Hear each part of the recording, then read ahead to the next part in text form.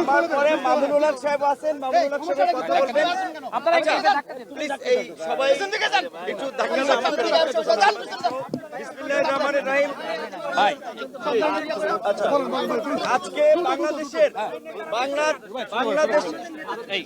বাংলাদেশের 54 বছরের ইতিহাসে, বাংলাদেশের 53 বছরের ইতিহাসে আজকে একটি নতুন অধ্যায় রচিত হয়েছে। বাংলাদেশের স্বার্থে জাতীয় ঐক্য এবং সংহতি প্রতিষ্ঠার লক্ষ্যে একটি সর্বদলীয় সভা এই অন্তর্বর্তীকালীন সরকার বাংলাদেশের ইতিহাসে করেছে। এর আগে কোনো সরকার এটি করতে পারে নাই। সেজন্য আমরা প্রথমত তাদেরকে ধন্যবাদ জানিয়েছি। দ্বিতীয়ত, বাংলাদেশের বিরুদ্ধে আমাদের প্রতিবেশী রাষ্ট্র ভারতের মিডিয়ায় যে একটি সংঘবদ্ধ অপপ্রচার এবং প্রোপাগান্ডা আমরা দেখতে পাচ্ছি, এটি মোকাবেলায় বাংলাদেশের জনগণ, বাংলাদেশের গণমাধ্যম এবং বাংলাদেশের ডায়াসপোরা কমিউনিটি যারা বিভিন্ন দেশে ছড়িয়ে আছে এবং আমাদের আন্তর্জাতিক গণমাধ্যম সহ বিভিন্ন খ্যাতনামা প্রতিষ্ঠানে যারা কর্মরত, তাদেরকে নিয়ে সোশ্যাল মিডিয়া, মেইন স্ট্রিম মিডিয়ায় এই অপপ্রচার এবং প্রোপাগান্ডার বিরুদ্ধে একটা সঠিক ক্যাম্পেইন করার জন্য আলোচনা হয়েছে।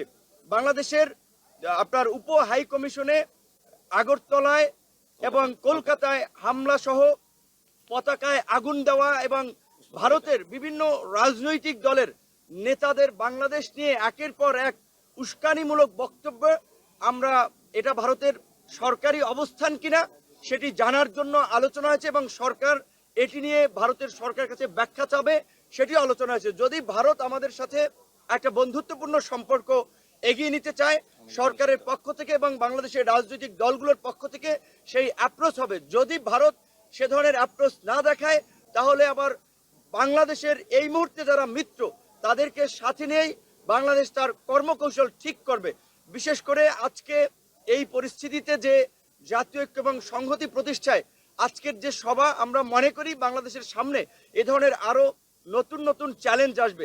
সেই জায়গা থেকে গণ অধিকার পরিষদের পক্ষ থেকে একটি প্রস্তাবনা ছিল যে রাজনৈতিক দল সমূহের অংশীজনদেরকে নিয়ে আগামী 2 বছরের জন্য একটা জাতীয় সরকার করা এবং দেশে স্থিতিশীল পরিস্থিতি সৃষ্টি করায় 6 মাসের জন্য সব ধরনের সভা সমাবেশ নিষিদ্ধ করা।